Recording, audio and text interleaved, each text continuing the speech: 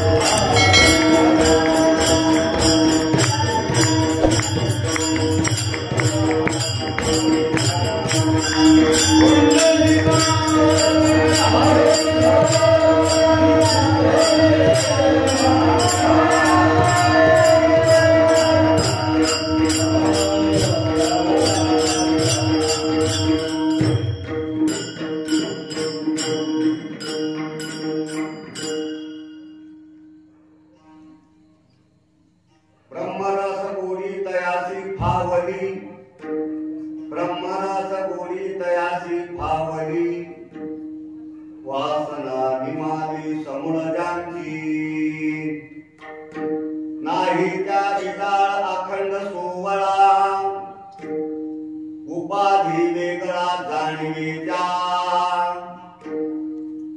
मन हे निश्चळ झाले ती ठाई तया होणे काही निज सुखा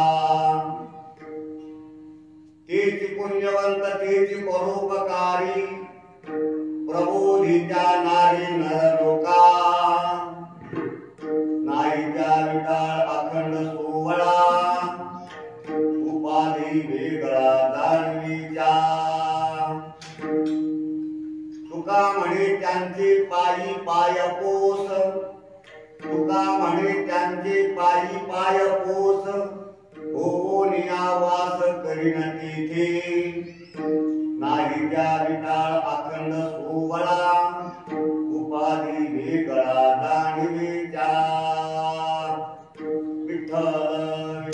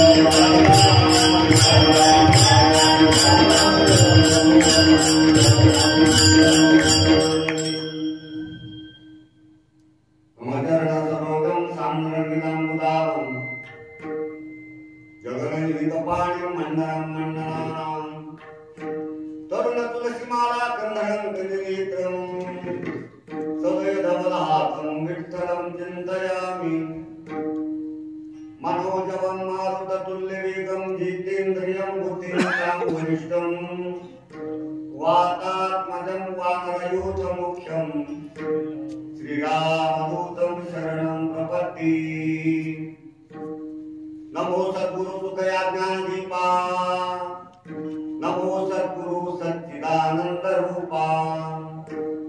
नमो सद्गुरु भक्त कल्याण मूर्ती, नमो सद्गुरु भास्करा पूर्ण कीर्ती, दयांचे केलिया स्मरण, होय सकल विद्यांचे अधिकरण, ते जीवंतो श्री चरण श्री गुरूंचे, ते नमस्कार न्याता श्री संताची जय माता, श्री संताची जय माता, श्री संताची जय माता,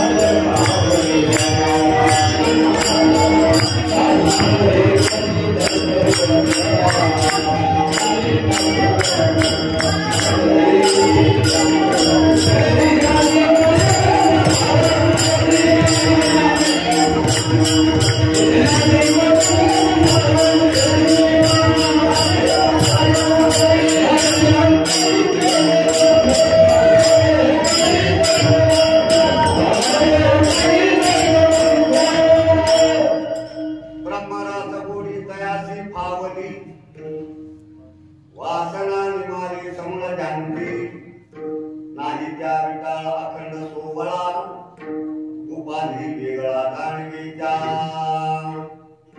प्रस्तुत प्रसंगी प्राप्त स्थळी कीर्तन सेवेसाठी निवडलेला अभंग महाराष्ट्र भूषण येहू निवासी वैराग्याचे महावीर जगद्गुरु श्रीमंत श्री तुकाराम महाराज यांचा 5 चरणाचा, ज्याची वासना समूळ नष्ट झाली त्याला ब्रह्मरसाची गोडी प्राप्त झाली. ब्रह्मरस गोडी तयासी फावली, वासना निमाली समूळ जानती. ज्यांना ब्रह्मरसाची गोडी प्राप्त झाली ते कसे असतात हे 3 चरणपूर्वी सांगितले. नाही त्या विटाळ अखंड सोवळा, त्याला कोणत्या प्रकारचा विटाळ नाही, तो अखंड सोवळा आहे. उपाधी वेगळा जाणवीच्या, अज्ञानाच्या उपाधीच्या तर तो वेगळा आहे, पण ज्ञानाच्याही उपाधीच्या तो वेगळा आहे. त्याचं मन कसं असतं, ज्याला ब्रह्मरसाची गोडी प्राप्त झाली त्याचं मन हे निश्चळ झालेले की ठारी. चंचल असणार पण त्याचं ते निश्चल झालेलं असतं. आणि मन जर निश्चल झालं तयावने काय निज सुखा, सुखाला कोणत्याच प्रकारची उणीव राहत नाही. ते कसे असतात, तेची पुण्यवंत, तेची परोपकारी, प्रबोधित्या नारी नरलोका. तेच पुण्यवंत आहेत, तेच खरे परोपकारी आहेत. नारी असो नर असो ज्ञानाचं प्रबोधन करतात.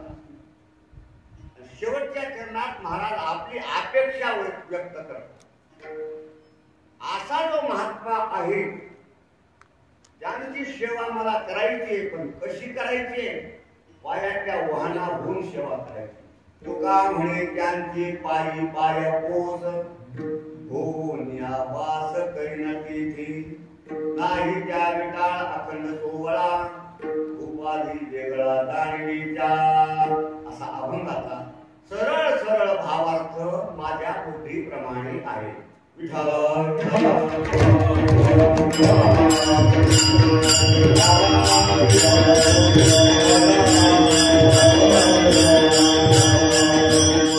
कीर्तन सेवेला प्रारंभ करण्याच्या अगोदर अल्पसहा परिहार देणं आवश्यक आहे. कार्यक्रमाची कल्पना सर्वांना आहे, तरीही त्या कार्यक्रमाचा परिचय करून देणे, रूपरेषा सांगणे हे वक्त्याचं कर्तव्य असतं. या नियमाला अनुसरून परिहार द्यायचा तो असा. अखिल कोट ब्रह्मांड नायक, कारण आकार, करुणा वरुणालय, जगदाधार, भक्त हृदय वत्सल, रुक्मिणी प्राण संजीवन, भगवान पंढरीस परमात्म्याच्या असीम कृपेने विश्वमावी ज्ञानोबा जगद्गुरु श्रीमंत श्री तुकाराम महाराज आदी करून संत महंताच्या आशीर्वादाने पुण्यभूमी डोंगरगाव येथील सर्वत्र गावकरी मंडळीच्या वतीने परंपरेप्रमाणे संपन्न होत असलेला श्री संत एकनाथ महाराज नाथषष्ठी सोहळा मोठ्या श्रद्धेनं भावनेनं परंपरेनं गावकरी मंडळी त्या संबंधाने अखंड हरिनाम सप्ताह आहे. भागवत कथा ज्ञान यज्ञ सोहळा आहे. या सप्ताहाला किती वर्ष झालं तयार? निश्चित नाही. आता मी सुद्धा गप्प झालो, कारण त्या गावाला विचारित असतो. पत्रिकेवर जर वर्ष नाही टाकलं तर त्या गावाला विचारित असतो. कोणी म्हणते 40 झाले, कोणी म्हणते 50 झाले. मी म्हणतो मग पुढच्या वर्षी 51 वर्ष छापा का? त्याचं कारण आज 50 वर्ष 100 वर्ष हा सप्ताह गावकरी मंडळीने ज्येष्ठ श्रेष्ठ लोकांनी चालू ठेवलेला आहे. आणि पुढच्या तरुण लोकांना प्रेरणा मिळाली. मागे 51 वर्ष झाली, 100 वर्ष झाली, लोकांनी सतत हा अखंड हरिनाम सप्ताह चालू ठेवलेला आहे. पुढे आपल्या तरुणांची ती जबाबदारी आहे. म्हणून वर्ष त्याच्यावर टाकणं हे तरुणांच्या प्रेरणेसाठी आहे. आता तुम्ही अनादी म्हणता तर आता मी तरी काय सांगू? विठाला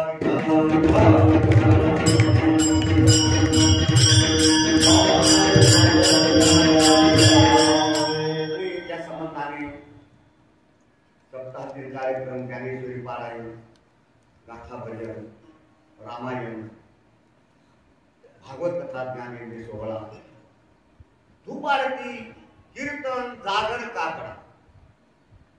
त्यामध्ये ज्ञानेश्वरी पारायण प्रमुख हरिभक्तपरायण काशीनाथ महाराज परले गुरुजी डोंगरगावकर, हरिभक्तपरायण माधव महाराज सोन्नर, हरिभक्तपरायण माधव महाराज वरळे हे ज्ञानेश्वरी पारायण प्रमुख आहेत. भागवत कथा प्रवक्ते गुरुजीने सांगितलं की कुठे जरी भागवत असेल पाठवण्यासाठी एका रुपयाला सुद्धा स्पर्श करायचा नाही. संतांचे जे 2 लक्षणं सांगितलेले, संतांचे अनेक लक्षण आहेत, पण भागवतातलं एक लक्षण सांगतो आणि गीतेतलं एक लक्षण सांगतो की पहिल्या नंबरला आलेलं. पहिल्या नंबर निरपेक्षम मुनिर्शांतम निरवैरम समदर्शनम अनुरजाम्यहं नित्यम भूयेत्यंग्रिरिमुखी. पहिलं लक्षण निरपेक्षता. गीतेमध्ये सुद्धा भगवान बोलतात अनपेक्ष सुचिरदक्ष उदासीनो गतव्यता सर्वारंभ परित्यागी यो मे भक्त समे प्रिया. दोन्ही लक्षणानं युक्त असलेले भागवताचार्य आपल्याच या भूमीतले पुत्र हरिभक्तपरायण चंद्रकांत महाराज सोडगे यांच्या रसाळ वाणीतून पवित्र गोड अविट अशी भागवत कथा त्या श्रवणाचा लाभ सर्व भाविक भक्तांना. आणि विशेष उपस्थिती हरिभक्तपरायण भागवताचार्य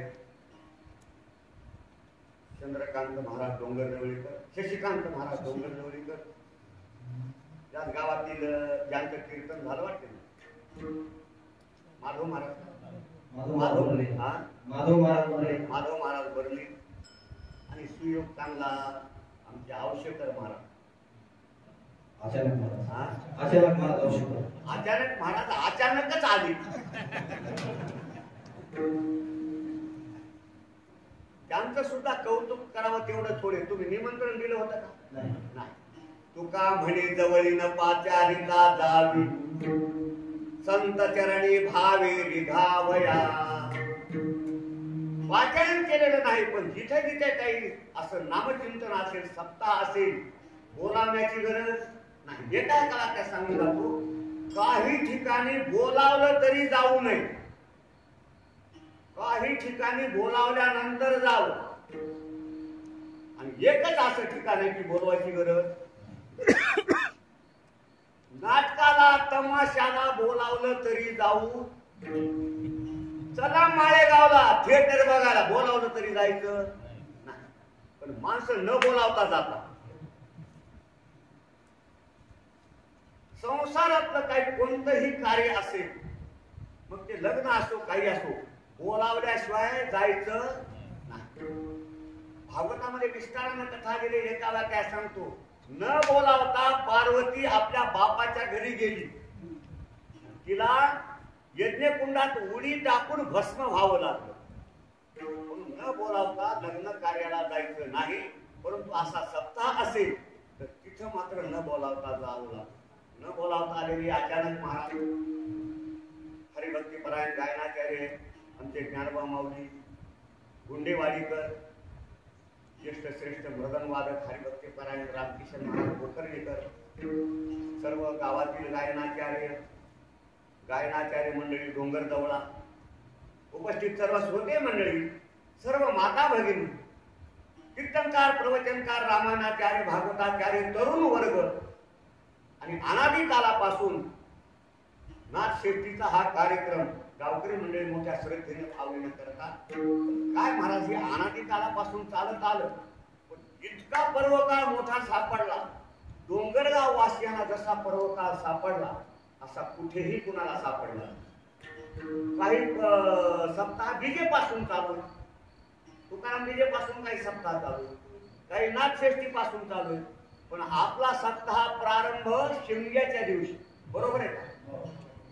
शिमगा हा पर्व काळ आहे, धुळवंडी पर्व काळ आहे, विजेचा आलेला पर्व काळ आहे, आज संकष्ट चतुर्थी हा पर्व काळ आहे आणि नाथषष्ठी हा पर्व काळ आहे. पुढे 5-6 प्रकारचे पर्व काळ आपल्या सप्ताहामध्ये आलेले आहेत. शिमगा हा पर्व काळ आहे. तुम्हाला कथा येईल भागवतामध्ये. हिरण्यकश्यपूने प्रल्हादाला मारण्याकरताना अनेक प्रकारचे प्रयोग केले. प्रल्हाद संकटातून वाचला. हिरण्यकश्यपूची बहीण होलिका नावाची, ती म्हणजे मला अग्नी जाळू शकत नाही असं मला वरदान. मग काय करायचे? मी मांडी घालते, प्रल्हादाला मांडीवर घेते, तुम्ही लाकडं गौऱ्या मोठ्या असताना मला बुजवून टाका आणि अग्नी द्या, प्रल्हाद मरेल आणि मी वाचेन.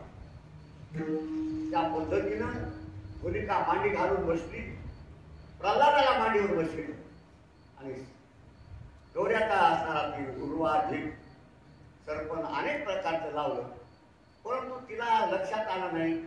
तिला वरदान होतं, परंतु संतांचा जळ केला तर ते वरदान फेल होईल हे तिला माहितच नव्हतं. प्रल्हाद संत आहे म्हणून, भावाचं पर्व आहे, संत आहे म्हणून काय माहित आहे. त्या प्रयोगातून प्रल्हाद वाचला आणि होलिकेचं भस्म झालं.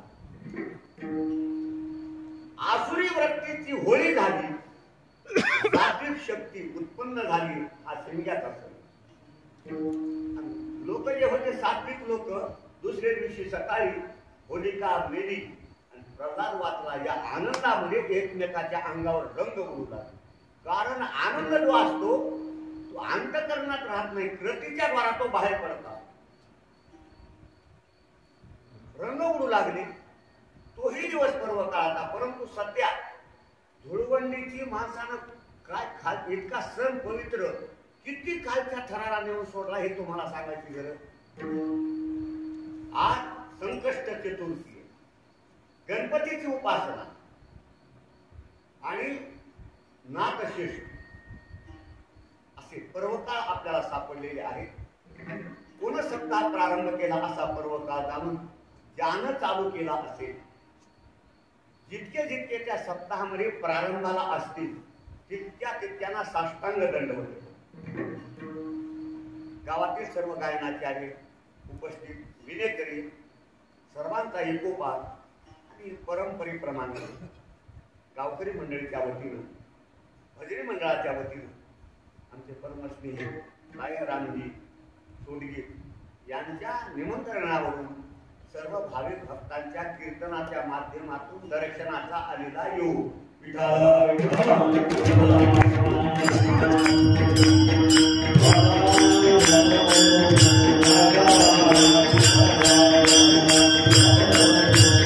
त्या निमित्तानं अन्नदान आहे. एका वाक्यात सांगून जातो. काही लोक म्हणतील महाराज या नाथषष्ठीला 2-4 लाख रुपये खर्च होतो आमचा, मग आम्हाला काय मिळालं 4 लाखात? शेतात गेलं 500 रुपये मिळतात. संध्याकाळी येताना काही काम केलं, आम्हाला काय मिळालं? असा काही प्रश्न निर्माण होईल. म्हणून एका वाक्यात प्रश्नाचं समाधान करतो. अखंड हरिनाम सप्ताहाच्या माध्यमातून 7 दिवसामध्ये 7 फायदे, 7 प्रकारचे फायदे 7 दिवसात. सप्ताहाच्या प्रारंभाच्या पहिल्या दिवशी गावामध्ये मंगलमय वातावरण हा पहिला फायदा. सगळे लोक आनंदित राहतात. सप्ताह प्रारंभ होणार आहे, सप्ताह प्रारंभ होणार आहे. हे पहिला फायदा. दुसरा फायदा, सगळे तीर्थ डोंगरगावमध्ये आले. ज्या दिवशी सप्ताह प्रारंभ होतो त्या दिवशी सगळे तीर्थ डोंगरगावमध्ये. तरी नाव घेता घेता एक नाव विसरलं बघा.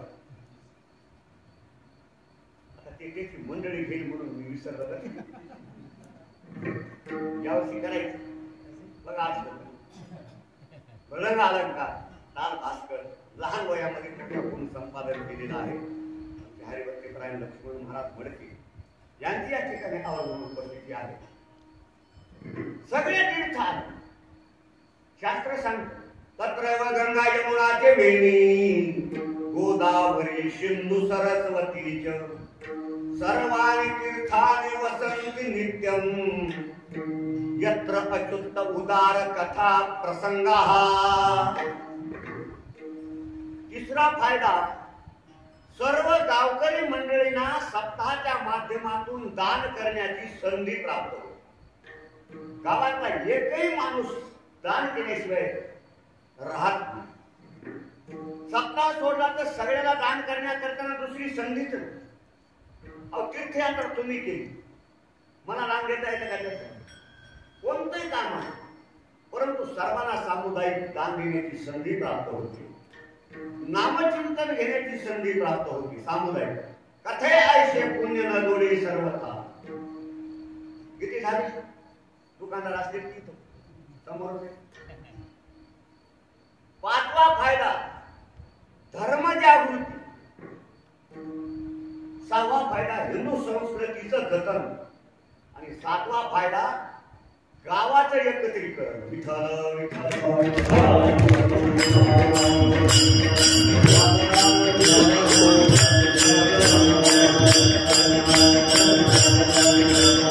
सप्ताहाच्या माध्यमातून गावातले लोक एकत्रित येतात. सात्विक विचाराची देवाणघेवाण. सात्विक विचाराची देवाणघेवाण झाली तर लोकांच्या मनामध्ये जे काही क्लेश असेल, कोणाविषयी काही दुष्ट भावना असेल तर ती भावना कमी होत असते. ती एकत्रीकरणाचा फायदा. जुना दृष्टांत देतो म्हणजे आपल्या लक्षात येईल. एकत्रीकरणाला किंमत वाढत असते. डोंगरगाव सगळं एकत्रित आहे. भोवताले गाव घेतात. एक विचार गावाचा असेल त्या गावाला लोक घेतात. अरे बापरे, अहो गावात 5 भाऊ एका विचाराचे असू द्या, सगळं गाव त्या भावाला घेतो. इतकी एकत्रीकरणाची शक्ती आहे. एका द्राक्षे विकणाऱ्यानं गाड्यावर द्राक्षे विकण्यासाठी आणले. काही द्राक्षे खुले होते. एक एक एक एक एकडे ठीक घातला, एकीकडे गुच्छ होतो द्राक्षे. द्राक्षे घेणारा म्हणला हे द्राक्षे काय भाव आहे? मोकळे मोकळे होते ना, म्हणजे 40 रुपये किलो.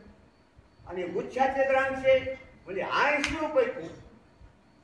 घेणारा हुशार होता, म्हणला हे द्राक्षे नाही, हे द्राक्षे काय वेगळ्या झाडाचे एकाच बागेत येत ना, पण हे 40 रुपये किलो का, हे 80 रुपये किलो का?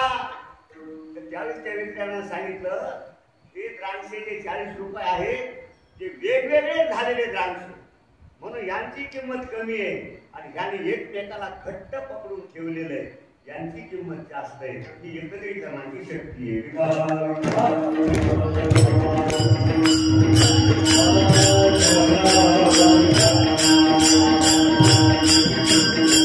आजही पहा, चांगल्या विचारानं समाजाचं जो एकत्रीकरण करतो त्याला लोक डोक्यावर घेऊन नाचतात.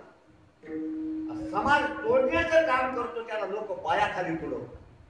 आजही परिस्थिती आहे. आणखी 1 मिनिट घेतो.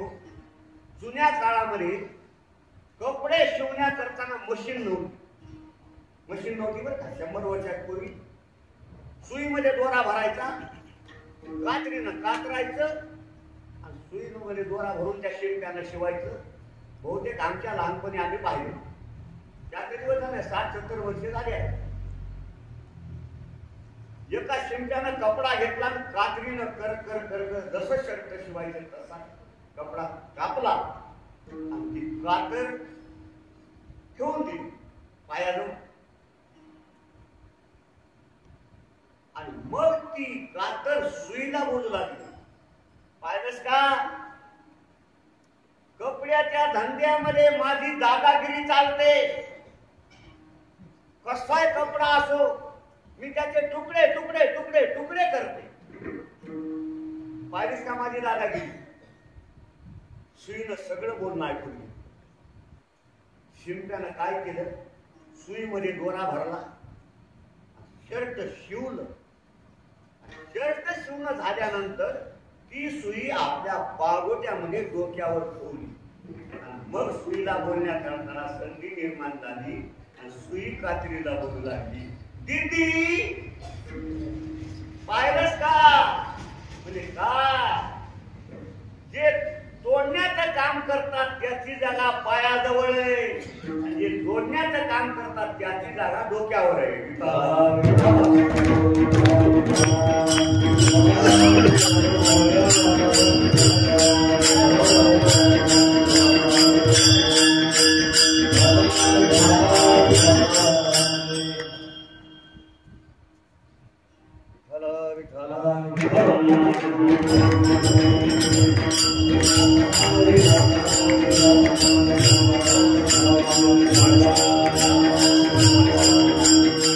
शास्त्रामध्ये रसाचे अनेक प्रकार असतात.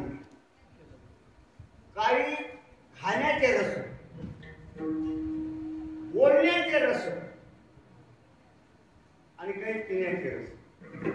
अनेक प्रकारचे रस असतात. खाण्याचे रस 12, बोलण्याचे 9 आणि मनाचे 8. किती झाले लवकर सांगा. कीर्तन मी तयार 12 वाजता सोडणार नाही. आता मी सांगत राहिलो म्हणजे नाही ऐकत. खाण्याचे रस 12, लेय पेय चौष्य भक्ष्य भोज्य खाद्य. आंबट तिखट तुरट कडू गोड. किती झाले, 6 हे खाण्याचे रस. शरीराच्या पुष्टते करता हे 12 रस काम करतात.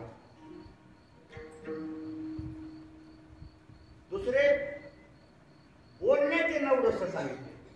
श्रंगार वीर करुणा अद्भुत हास्य भयानका रौद्र विधीच शांत शांत नवरसा परिकीर्तिता. बोलण्याचे 9 रस त्यांनी आपली वाचा शुद्ध होत असते. मनाचे 8 रस त्याला अष्टसात्विक भाव आहे. तंबशी मानतो स्वरभंगो तमे पतो वैवर्णमाशुकलयत नित्यष्टव सात्विका मता. विस्तार करत स्तंभ म्हणजे शरीर स्तब्ध पडणे. सेरो म्हणजे घाम येणे. रोमांच म्हणजे शरीरावर काटा उठणे. स्वरभंगवत म्हणजे वाणी गदगदित होणे. कंठी प्रेम दाते नैनी गिरत. वैवर्ण शरीराचा वर्ण बदलणे. अश्रू डोळ्यामध्ये अश्रू येणे. प्रलय म्हणजे शरीर चळचळ कापणे. असे हे मनाचे 8, बोलण्याचे 9, खाण्याचे 12. सगळे मिळून किती झाले लवकर सांग. 29 रस जरी तुम्हाला प्राप्त झाले तरीही एक रस असा आहे की तो रस तुम्हाला जर प्राप्त झाला तर हे 29 रस आपोआप प्राप्त होतात. असा एकच रस आहे तो म्हणजे अमृत नावाचा रस. त्याला अमृत प्राप्त झालं बाकीचे सगळे रस प्राप्त झाले. असे 30 रस झाले. परंतु 30 रसही प्राप्त झाले तरी मरण चुकत. पण एक रस असा आहे की तो प्राप्त झाल्यानंतर जन्म मृत्यूच्या दुःखातून मनुष्य मुक्त होतो. आदिका रसा मरण गाठी येणे तुटे भव भय. बाकीच्या रसानं मरण चुकत नाही, परंतु येणे तुटी भव भय म्हणजे या ब्रह्मरसानं जन्म मृत्यूचं दुःख तुटतं. असा जो ब्रह्मरस आहे तो कुणाला प्राप्त झाला? अभंगाचं पहिलं चरण.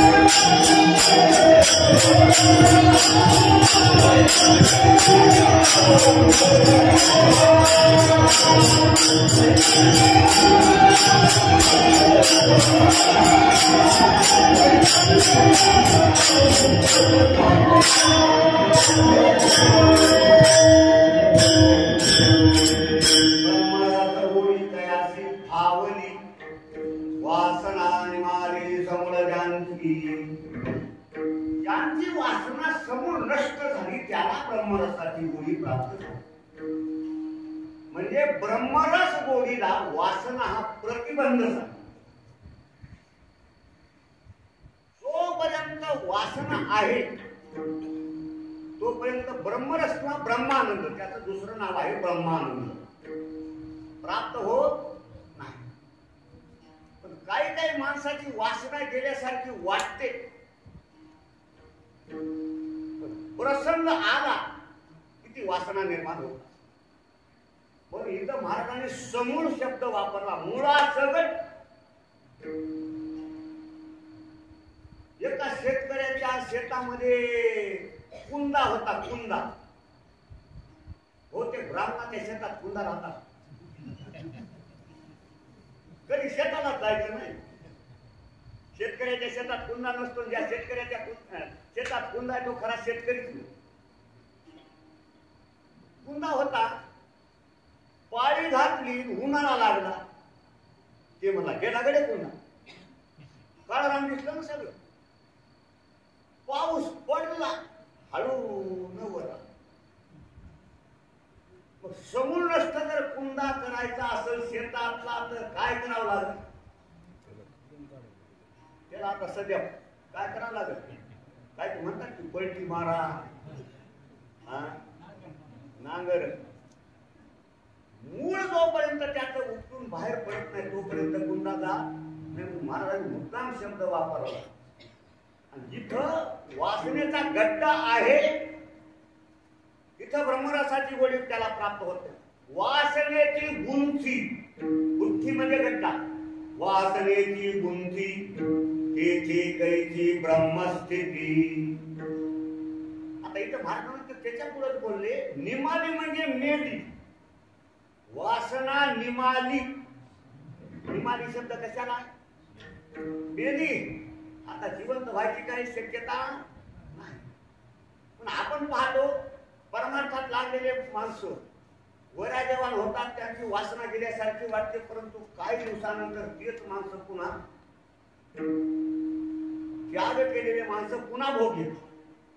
पण महाराजांनी म्हटलं ज्यांची वासना समूळ नष्ट झाली त्याला ब्रह्मरसाची गोडी प्राप्त झाली. म्हणजे वासना हा ब्रह्मरस गोडीला प्रतिबंध झाला.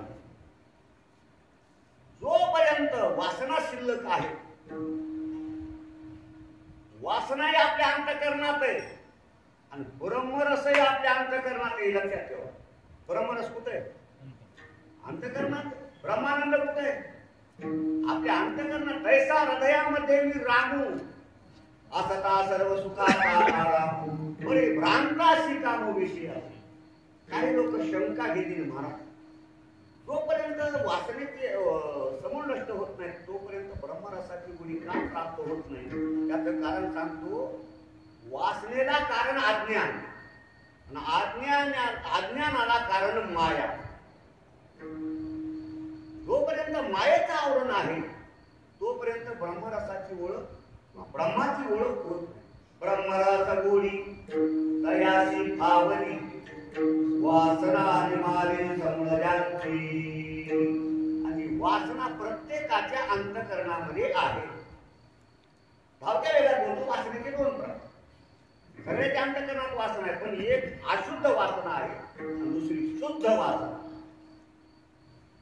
शुद्ध वासनेचा परिणाम जन्माचा नाश करते, अशुद्ध वासनेचा परिणाम जन्म मृत्यूच्या दुःखामध्ये.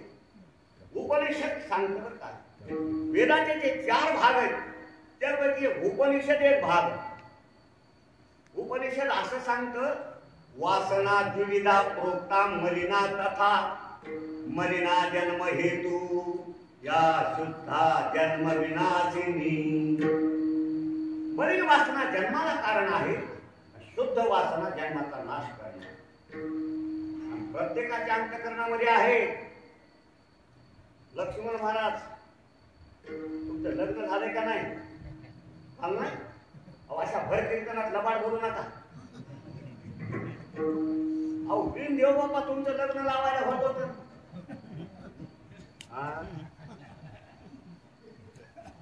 वासना बायको शेजारी ना, वासना बायको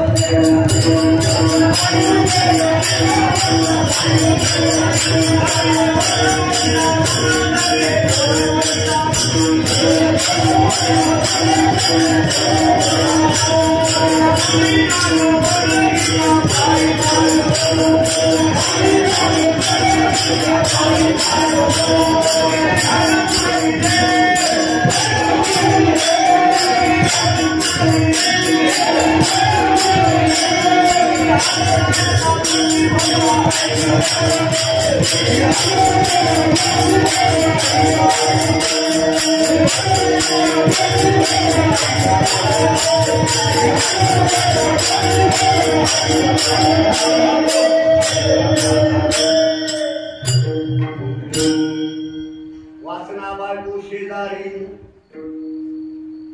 आपण केलेली बायको तरी घरी बसली बरं. वासना नावाची बायको भांडकुदळ आहे, झगडे खोर मोठी दारू. किती भांडवल तुमच्यापाशी असू द्या, तुम्हाला नागव कर तिची पूर्तता करता करता तिच्या पायी नागवून तिने घर बुडविले. आता सांगा लक्ष्मण महाराज लग्न झाले का? कसं आहे? झाले का? हो म्हणायचे ते म्हणजे हो म्हणजे पुन्हा दुसरं करून देणार.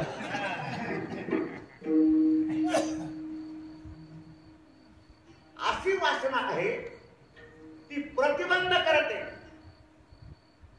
ब्रह्मानंद आपल्या जवळच आहे पण ती प्रतिबंध करते. कसा प्रतिबंध करते लक्षात ठेवा.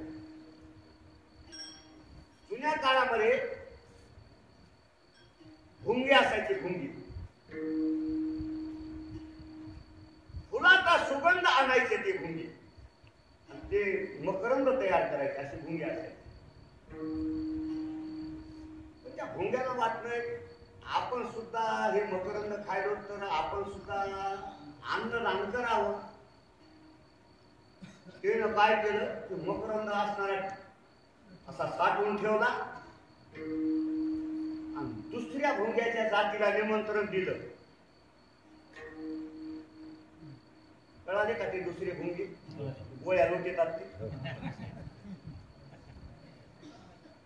यामध्ये भोजनाला मकरंद फुलाचा सुगंध. पण हे गोळ्या लोटणारे भुंगे म्हणले आता लांब जायचं जेवायला. जेवायला 1-2 वाजले तर काय करायचे, आपले आपले नाश्ता घ्या म्हणजे बरोबर. तिने एक गोळी तोंडात फिरली नाश्ता आणि गेली जे असणार तिथं पंगल बसली. मकरंद वाढण्यात आला. गोळ्या लोटणारे भुंगे म्हणले अरे आपण रोज खातो तसंच आहे की रे हे. तिला चवच कळत. एका भुंग्याने तक्रार केली हवा आम्हाला जेवायला बोलवलं हे तर आमच्याकडे रोजच आहे. आम्हाला वाटतं काहीतरी विशेष पदार्थ असतो. भुंगे हुशार होतो असं कसं होईल. एक भुंगा हुशार होता ते म्हणला तोंड वासावर भुंग्याला गोळ्या वाचलं सगळ्यांना तोंड. प्रत्येकाच्या तोंडात ती गोळी. म्हणजे असं करा की गोळी जोपर्यंत तुम्ही बाहेर टाकून देणार नाही तोपर्यंत तुम्हाला सुगंध प्राप्त होणार नाही. गोळी बाहेर टाकून दिली मग त्याने मकरंदाचा सुगंध घेतला. तसं जोपर्यंत आपल्या अंतःकरणामध्ये वासना नावाची गोळी आहे तोपर्यंत ब्रह्मरस तुम्हाला कधीच प्राप्त होणार नाही. ब्रह्मरस झाला तुम्हाला प्राप्त ज्याची वासना समूळ नष्ट झाली त्याला ब्रह्मरसाची गोळी प्राप्त. ब्रह्मरस गोळी तयाशी भावली वासना निमारी समूळ ज्यांची. मग ब्रह्मरसाची गोळी ज्याला प्राप्त झाली तो कसा असतो अभंगाचं दुसरं केलं.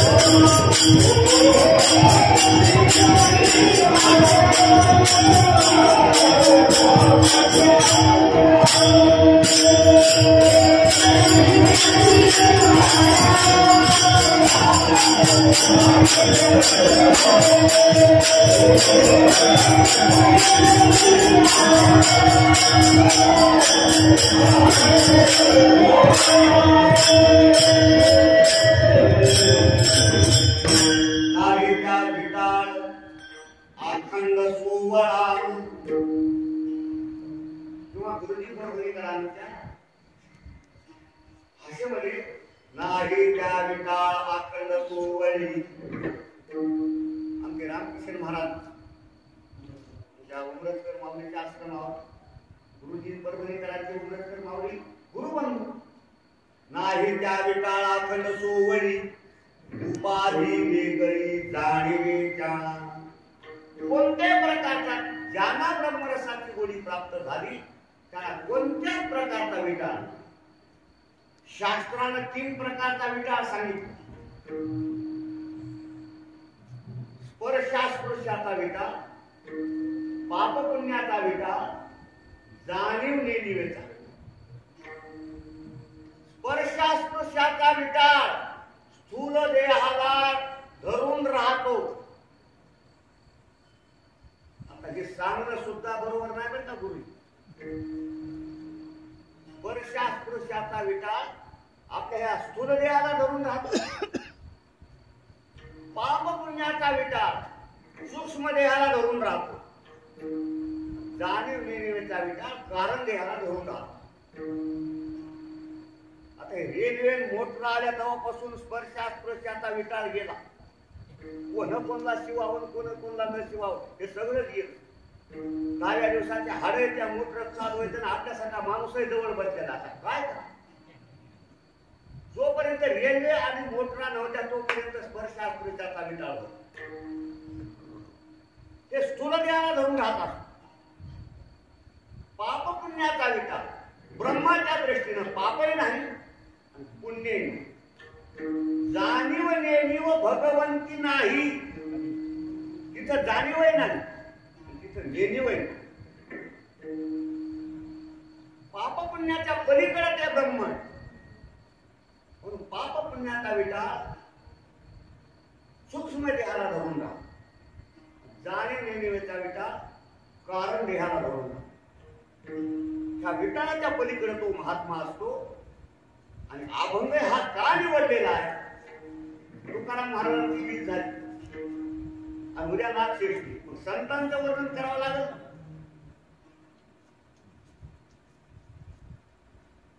शंका घेतली महाराज, नेणिवेचा विटाळ आम्हाला मान्य, जाणीवेचा विटाळ असं कसं म्हणतात?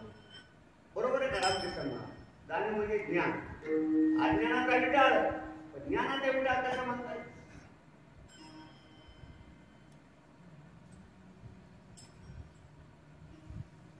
ब्रह्माच्या दृष्टीनं अज्ञान जसं बाधक तसं ज्ञान सुद्धा बाधक. अज्ञानाची जशी उपाधी तशी ज्ञानाची सुद्धा उपाधी. पण लोक म्हणले महाराज एवढा प्रयत्न करून तर ज्ञान प्राप्त करून जर उपाधी होत असेल तर ज्ञान प्राप्त कशाला करायचे? एवढ्या ज्या साधना सांगितल्या, किती साधना सांगितल्या ज्ञाना करताना?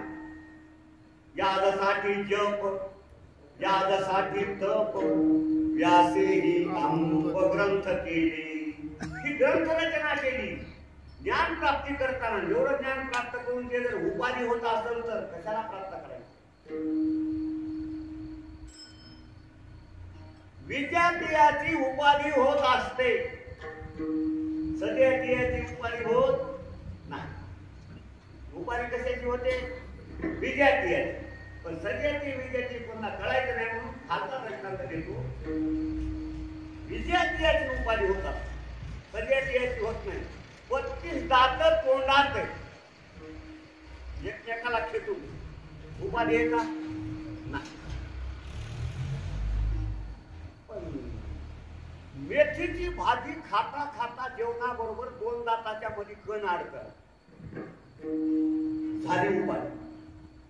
बरोबर आहे? ते कण काढल्याशिवाय माणसाला दमच पडत, काढावाच लागतो. नाही झाली उपाधी. का? विजाती आहे, दात वेगळे, भाजी वेगळी. विजातीयाची उपाधी होत असते, सद्यातीयाची उपाधी होत नाही. आता इथे कीर्तन चालू आहे, उपाधी आहे का कोणाची? कोणला उपाधी नाही, सजाती आहे. पण या पटांगणामध्ये तमाशा चालू झाली उपाधी. आपल्या शरीरामध्ये हाड आहेत, हाडाची उपाधी आहे का कोणाला? पण एखाद्या वेळी एखाद्याला जर पहिले जुन्या काळामध्ये बुट जोडे असते कातड्याचे, नवीन आणल्यानंतर त्याला फोड यायचा माणसाला. बरोबर आहे? रबली निघाले तेव्हापासून गेला ते फोड. फोड आला की झाली उपाधी. ठस ठस ठस ठस करत. शरीरामध्ये हाड आहे, हाडाची उपाधी रक्त आहे, रक्ताची उपाधी नाही, परंतु भोग आला ती उपाधी आहे. का? विजातीय म्हणून सजातीयाची उपाधी होत नाही. म्हणून महाराज म्हणजे उपाधी वेगळा जाणीवेचा. ज्ञान प्राप्त केल्यानंतर तेही ज्ञान त्या अवस्थेवर टाकून द्यावं लागतं. दृष्टांत दोन नाथ महाराजांनी दिले, लग्नाचे दिले पाटील, लग्नाचे दिले 2 दशका. ज्ञान जोपर्यंत अज्ञान घालवायचंय तोपर्यंत ज्ञान कामाचं, आणि एकदा अज्ञान गेलं की ते ज्ञान तिथं टाकून द्यावं लागतं. त्या दृष्टीने उपाधी ठरतंय पुढे. कन्या द्यावया वरासी, माता पिता बंधू ज्योतिषी, देवोली सुरदेशी, कन्या वरासी अर्पिती. इकडे आता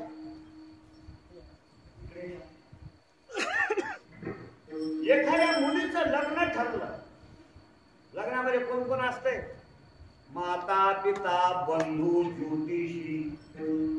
मुलीची आई असते, वडील असतात, भाऊ असतात, सगळं गणगोत असतं, ब्राह्मण असत. सगळ्याच्या साक्षीनं लग्न लागतं. लग्न लागल्यानंतर तिला जर पतीचं एकांत वासात सुख भोगायचं असेल की सगळे उपाधी ठरतात. ते भ्रतार समूह शेते पासी, माता पिता बंधू ज्योतिषी, हाती अवरोध आसने तिशी, पती सुखासी प्रतिबंध.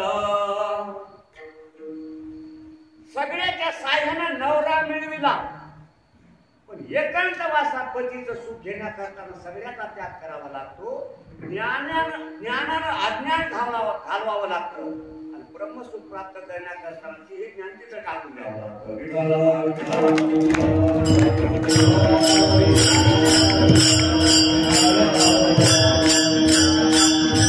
महाराज म्हणजे उपाधी वेगळा जाणीवेचा. शेतकऱ्यासाठी दृष्टांत सांगतो, जाणीवेची कशी उपाधी होत असते. पूर्वीच्या काळामध्ये पांगणी होत्या, शेताला काय पांगणी असायच्या, दोन्हीकडून कुपाट्या, बरोबर आहे. त्या कुपाट्या महाराज काय नुसते जुने काटे. एक शेतकरी गडबडीमध्ये पायात काय नाही निघाला शेताला, त्याला काटा मोडला, वेदना होऊ लागल्या. आणि त्या शेतकऱ्यानं काय केलं, वावळीचा एक नवा काटा घेतला. काट्यानं जुना काटा काढला. म्हणते नवा काटा, ते म्हणा काय काटा उपकारी गडे, आणि ते नवा काटा ठेवला खिशात.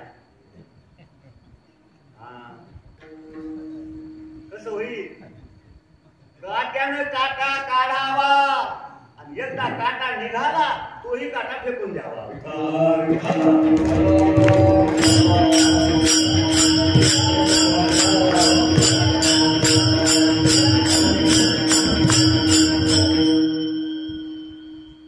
एकाचं लग्न झालं, पण बायको मिळाली फाफू करणारी. फाप होय काय का तुमच्या गावात? आता बंद झाले, नाही तर प्रत्येक गावात फापू होतो. पहिलं गली गली 4-2 बाया झुकायच्या. सध्या गेलं वारं. बायको मिळाली, थोडी विद्या संपादन केली, बंगाली विद्या, आणि तिने त्या विद्येच्या जोरावर नवऱ्याला घेतलं ताब्यात. बरं का लक्ष्मण महाराज, माझी शेती म्हणायचं झाले का? झाले ते मान असं नाही म्हणायचं, पण तुम्ही झालं म्हणायचं. झालंय आता मग तिला 5 पोरं होतील बघा, सुंदर माझी शेती.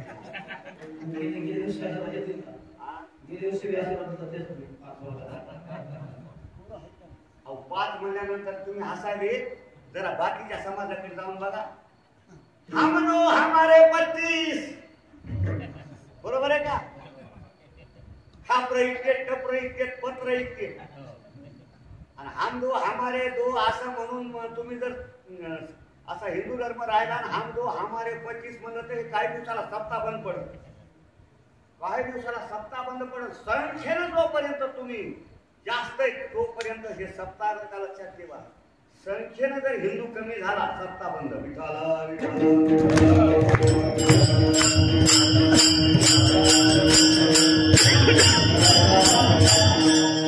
म्हणताल महाराज काही म्हणाले. बंगालमध्ये जाऊन पहा, भारताचाच भाग आहे. पश्चिम बंगालमध्ये जाऊन पहा, आज दुर्गा देवीची मिरवणूक काढायला लाग नाही, गणपतीची मिरवणूक काढायला लाग नाही. का?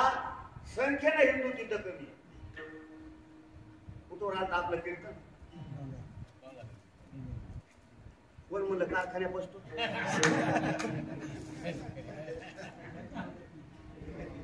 तिनं नवऱ्याला घेतलं ताब्यात. मालक, तुम्ही जर माझ्या मनाच्या विरुद्ध काही केलं तुम्हाला कुत्रच करी, मांजरच करी. आता हो मला हाताने बला झाली. लग्न करून 60 किलो वजनाचा होता, एका वर्षामध्ये 40 किलो झाला. कधी मजा करून काय चुकते की कधी बायको कुत्र मांजर करते. मला ह्या बायकोत बरोबर संसार करण्यापेक्षा फाशी घेऊन मी दिलं बरं. निघाला जावं घेऊन रस्त्यामध्ये. त्याचा मित्र होता, तिथे एक तरुण पोरगी होती बिन लग्नात. मित्र मला कुठं निघालास? काय करा मला बायको फापूक करणारी मिळाली. ती म्हणजे की कुत्र करेल मांजर करेल. मग फाशी घायला चालू. आज टोपी अटकले. काय अटकले? त्या पोरीला विचार म्हणजे काय अटकले. ती पोरगी होती ह्याच्या बायकोपेक्षा 10 पट विद्या शिकलेली जास्त. ती म्हणजे तुम्ही काय घोर करू नका. काय करायचंय? तुम्ही आम्ही जाऊ घरी मिळून तुमच्या बायकोकडं. तुम्हाला मी उडीद भारून देते आणि एका हातामध्ये तांदूळ भारून देते. तुम्ही घरी गेल्याबरोबर उडीद दोघीच्या अंगावर टाका. तुमची बायको होईल काळी घाट आणि मी होईल पांढरी घाट. वाया घालीला एका ठ्याक्यातच मारून काढा आणि तांदूळ माझ्यावर टाका. मी पहिल्यासारखी सुंदर पोरगी होईल. तुम्ही आम्ही लग्न करू, सुखानं संसार करू. मला पटलं की मला भला जाती का? एक हातात तांदूळ एक हातात उडीद. मित्र आहे बरोबर आहे, पोरगी बरोबर आहे. दोघीच्या अंगावर टाकले. एक झाली काळी घाण, एक झाली पांढरी घाण. आधीच त्रासून गेलेला होता. एका काठीतच काळ्या घालीला मारून टाकलं. तांदूळ होते ते हिच्या अंगावर टाकणार. मित्र हुशार होता, त्यानं हात धरला. टाकू नको. मला का टाकू नको? अरे म्हणला पहिली तरी तुला कुत्र मांजर करीत होती असं म्हणत होती आणि ही 10 पट विद्या जास्त शिकलेली आहे. तुला नक्की कुत्र मांजर केल्याशिवाय राहत नाही. काय करू म्हणला? जसं हिला मारून टाकलंस तसं हिला मारून टाक. काम झालं ना. दुसऱ्या एका काठीमध्ये त्या पांढऱ्या घारीला खलासच केलं. मित्र म्हणला कसं वाटायलंय? म्हणला मोकळा झालो.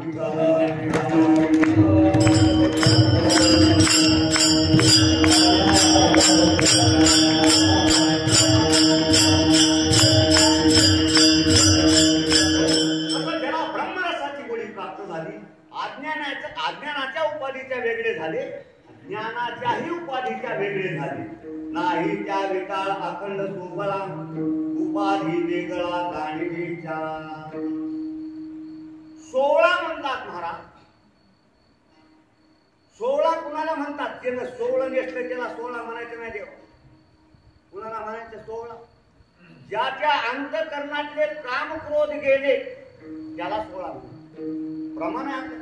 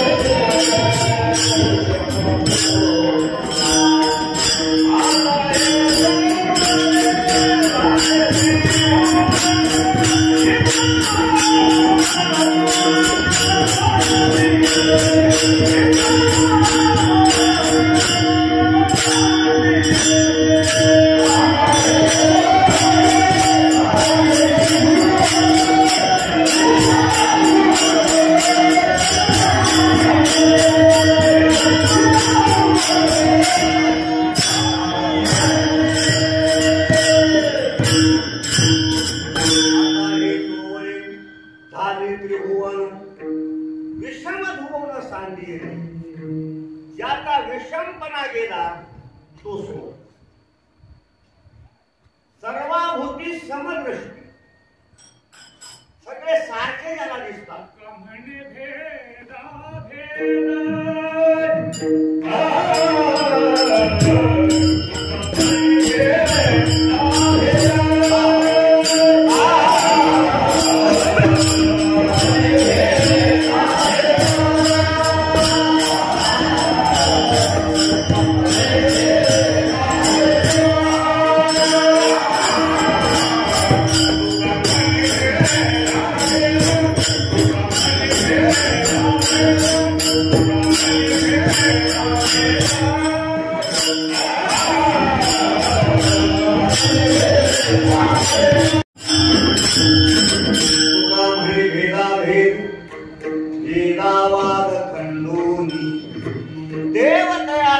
असे याचा अर्थ ब्रह्मरस गुणी तयाची भावली.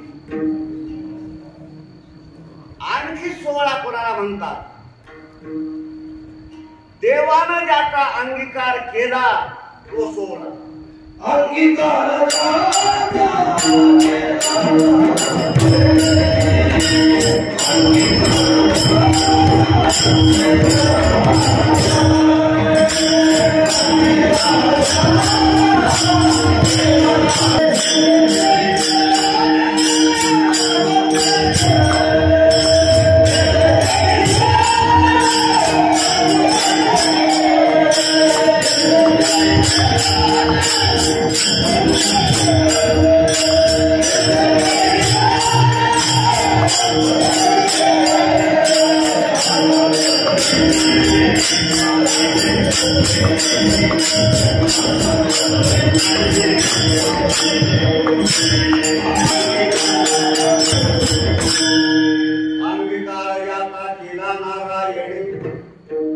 देवानं ज्याचा अंगीकार केला तो 16. काम क्रोध ज्याचे गेले तो 16. समदृष्टी प्रमाणे ज्याची समदृष्टी आहे तो 16. त्याच्या अंतःकरणातले काम क्रोध गेले. काम क्रोध हा वेगळा ऐसा होई पा सोबळा. का म्हणे गळा गुंडोनी ठेविया कुसरी. काम क्रोध अंतःकरणात आहे. नुसतं वरून 16 दिसलं ते 16. 16 तो झाला देवे अंगीकार केला. देवानं ज्याचा अंगीकार केला तो 16. पवित्र सोवळी जे गतीत भूमंडळी ज्याचा आवडता देव हे दृष्टांत घेतो. ज्याचा देवानं अंगीकार केला तो कोणत्याही जातीचा असो कोणत्याही वर्णाचा असो. प्रभू रामचंद्र वनवासात असताना ऋषी लोकांच्या भेटीगाठी घेऊ लागले आणि ऋषी लोक जमले आणि प्रभू रामचंद्रांना सांगितलं कसं काय चाललंय? चांगलंय ना तुमचं? ते म्हणे ऋषी म्हणे आमचं सगळं चांगलंय. काय उणीव कशात आहे? म्हणजे आमची एक थोडी असणारी एक तक्रार आहे की तुम्ही निवारण करा. काय तक्रार? काय नाही म्हणजे तिथं जवळ एक तळ आहे. म्हणजे आम्ही त्या तळ्याचं पाणी पितो सगळे ऋषी लोक. पण म्हणले त्या तळ्याला त्या शबरीनं स्पर्श केला. त्या शबरीनं स्पर्श केल्यामुळं ते पाणी पिण्या करताना आम्हाला ते योग्य नाही. तुम्ही असं करा की तुम्ही चला तुमचे पाय त्या तळ्यामध्ये स्पर्श करा पाण्याला. तुमच्या पाण्यात ते पवित्र होईल आणि मग आम्हाला पाणी पिण्या करताना ते योग्य होईल अशी ऋषी लोकांनी तक्रार केली. प्रभू रामचंद्र म्हणले मला तिथं ठिपक्या लांब यायची काय गरज आहे? म्हणजे काय करावं लागेल? म्हणजे आम्ही भांडं घेऊन ते पाणी आणावं का मग तुमच्या पाय धुण्या करता? म्हणजे मला तिथं यायची गरज नाही. भांड्यात पाणी आणायची गरज नाही. फक्त एकच करा म्हणजे झोपडी दिसती का वरी माळावर. म्हणजे हो तिच्यामध्ये म्हणजे शबरी नावाचे भिल्लीन राहते. तिला आणा आणि तिचे पाय त्या तळ्याच्या पाण्यानं तिचे पाय धुवा. म्हणजे तुम्हाला पाणी पिण्या करताना योग्य प्रकारचं होईल. ऋषी लोक म्हणजे इथं तर वडाळा झालाय. मग ऋषी लोकांना कळालं की योग्यता कळाली आणि मग त्या शेवटीचे पाय सगळ्या ऋषी त्या तळ्यामध्ये ते स्नान घातलं आणि मग ते तळ पवित्र. एवढी जरी शेवटी हिंद जातीची जरी असली, देवानं तिचा अंगीकार केला होता. तो बळा तो झाला देवी अंगीकार केला, नाही त्या विटाळ अखंड सोबळी उपाधी वेगळी जाणीवीच्या. एकदा मोठ्या प्रेमान संप्रदायाच्या नियमाप्रमाणे भगवंताचं नाम मुखानं घ्या, हातानं टाळी वाजवा. काय म्हणाल? मंदिर तसंच, सभामंडप तसा, तर पुढे जागा तशी. अशी जागेची व्यवस्था असं पटांगण होते 99% गावाला नाही. पण तुमच्या गावचं काहीतरी भाजप प्रयत्नानं तुम्ही हे सगळं केलेलं आहे. म्हणून ज्या लोकांना देवानं 2 हात दिले असतील त्या लोकांनी हात वर करा. 2 हात पण नाही काय लोक पहिल्या असं करायचं. डोंगरगाव आज डोंगरगाव राहिलेलं नाही, पंढरपूर आहे पंढरपूर. एका तालामध्ये मुखानं भगवंताचं नाम, हातानं टाळी. गोपाळ झाले की ठाई. चंचल हा मनाचा स्वभाव. जितकं जितकं माणसाचं मन चंचल होईल तितकं तितकं त्याला दुःख प्राप्त होतं. निश्चळ मन सुखाला कारण, चंचल मन दुःखाला कारण. आणि मनाचा स्वभाव चंचल ही मन कृष्ण अर्जुनासारख्याला तक्रार करावी लागते. देवा माझं मन मला आवरत तुका म्हणे तू राखही मनेरी. मग त्या येईल आम्ही झालो. तेव्हा सगळ्या गायी आम्हाला वळता येतात, पण मनेरी नावाची गाय ही मात्र ऐकत फार ओढाळ आहे. असं चंचल मन ही निश्चळ झाली एकी ठाई. आता कुठे झाले मन सुमचे चरण देखील. पाणी किती जरी जोरात पडू लागलं, वड्याचं पाणी जोरात पडतं, माणूस अडखळून पडतो. काही काही माणसं वड्याच्या पाण्यात वाहून गेली. ते नदीला मिळतं, नदीचं पाणी गंगेला मिळतं, आणि गंगेचं पाणी समुद्राला मिळतं. समुद्राला मिळाल्यानंतर ते पाणी पुन्हा काही दुसरीकडे धावल का?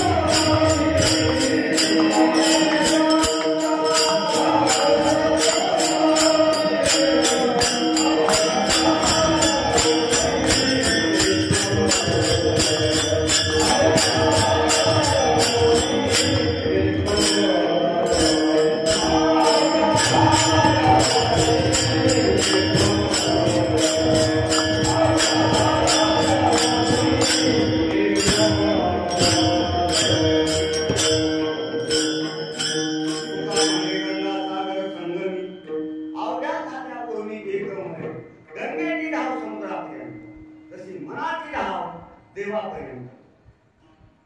ते गंगेचं पाणी आपल्या गावात वडा गेला त्याचं पाणी समुद्रामध्ये बाजूला काढता येत, ते समुद्रच होऊन जातं.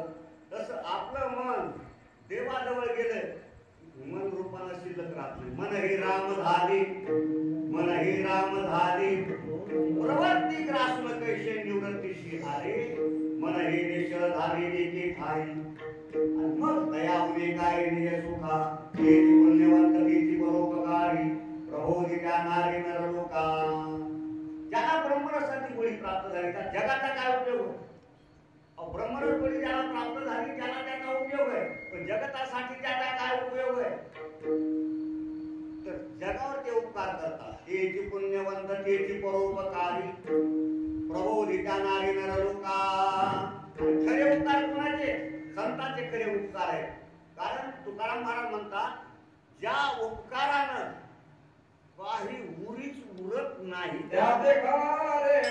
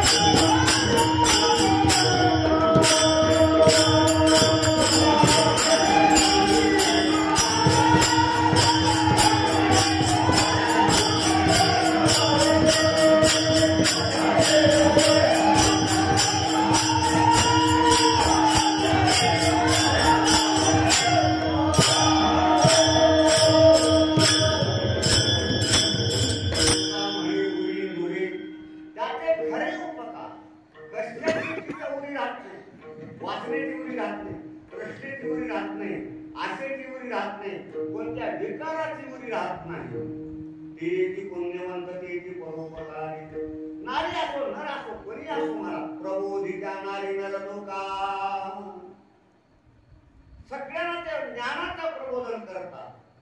पण महाराज असा ब्रह्मरस गुणी प्राप्त झालेला महात्मा जो आहे ज्याची सेवा मी कशी करणार, अभंगाचं शेवटचं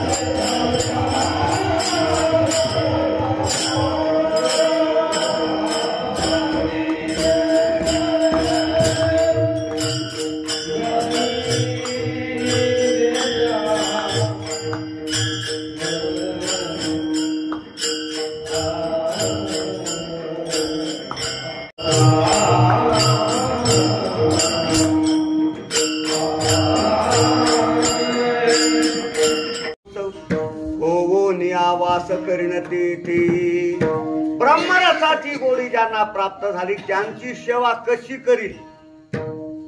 शरीरादी समस्त मानोनिया तृणवत संताचे होत वाहन धर. त्यांच्या पायाच्या वाहना होऊन त्यांच्या ठिकाणी वास करी. हो नियावास करीन तेथे नाही त्या विठाळ अखंड सोवळी किंवा सोवळा उपाधी वेगळा दानवीच्या. ज्या संतांच्या पायाच्या वाहना देवानं डोक्यावर घेतल्या, सत्यभामा दान करी हुजूर नाही अंगीकारी. सेवकाच्या शिरी धरो विकाले पादुका ब्रह्मांडाचा मालक संतांच्या पायातल्या वाहना डोक्यावर घेतो. म्हणून सेवा करायची, ज्यांना ब्रह्मरसाची गोडी प्राप्त झाली त्यांची सेवा मला करायची, पण कशी करायची? तुका म्हणे त्यांचे पाय पाय पोस होऊन वास करीत पडोनी राहीन ये ठाई उगाती संताची या पायी न मागे न करी काही तुझी आन गावी ठोपा. यथामती यथावकाश भावच्या दिलास अभंगाचा भावार्थ वैकुंठ निवासी गुरुवरे मोतीराम महाराज यांच्या कृपेने आणि आमच्या हरिभक्तपराय भागवताचार्य शशिकांत महाराज, सर्व महाराज मंडळी, ही सर्व गायनाचार्य मंडळी, मृदंग वादक, श्रोते मंडळी, माता भगिनी यांच्या सहकार्याने कीर्तन सेवा करण्याचा प्रयत्न केला. लहान मोठ्यापासून थोरापर्यंत डोंगरगाव वासी सर्व गावकऱ्यांचं माझ्यावर असलेलं प्रेम आणि गावकरी विषयी मला असलेला आदर, या दोन गोष्टीतून तुमच्या सर्व भाविक भक्तांच्या दर्शनाचा आलेला योग कार्यक्रमाला शुभेच्छा देतो. सर्व गावकरी मंडळीचं आयुष्य चिंतन करतो आणि पुन्हा पुन्हा अशाच प्रकारचा परमार्थ अन्नदान सर्व गावकरी मंडळीकडून घडो ही मात्र्याच्या चरणी संत तुकाराम महाराज आणि जलसमाधी सोळानाथ महाराज या सर्व संतांच्या चरणी साष्टांग प्रणाम दंडवत करून त्या संत महात्म्याने ब्रह्मरसाची गोडी कशी प्राप्त झाली, कुणाला प्राप्त झाली ते सांगण्याकरताना हाडाचे काढत केली, रक्ताचं पाणी केलं, संसाराची राख रांगोळी केली. ज्यांना ब्रह्मरसाची गोडी प्राप्त झाली त्यांचे लक्षण पूर्ण अभंगात सांगितले. आता मला कीर्तन लवकर संपवायचं होतं बरं का, काय राहिलं पण लवकर संपवावं तर पाकिटात कट होईल. 2 तास ड्युटी आणि 2.5 तास फरक आहे की अर्धा घंटा जास्त केल्यावर जास्त पाकिट मिळेल का नाही? असं काही नाही महाराज. गेल्या 25 वर्षापासून सर्व गावकरी मंडळीने मला प्रेमानं सांभाळलेलं आहे. जवळजवळ या गोष्टीला 27 वर्ष झाले. कसं आलो, कशा पद्धतीने कीर्तन केलं आणि आतापर्यंत तुम्हीही मला सांभाळून घेतलं. नाहीतर एवढ्या दीर्घकाल एकच महाराज एका गावात सांभाळून घेणं आणि मी तुमच्यावर प्रेम करणं त्या गोष्टी दुर्लभ. पण दुर्लभ गोष्ट तुम्ही सुलभ करून घातलेली म्हणून गावकरी मंडळींना पुन्हा एकदा धन्यवाद देतो आणि मोठ्या प्रेमाने एकदा माऊलीचं भजन करा. चाल झाल्या जमा आहे काही एक म्हणा बरं हो द्या, काय हरकत. ज्ञानेश्वर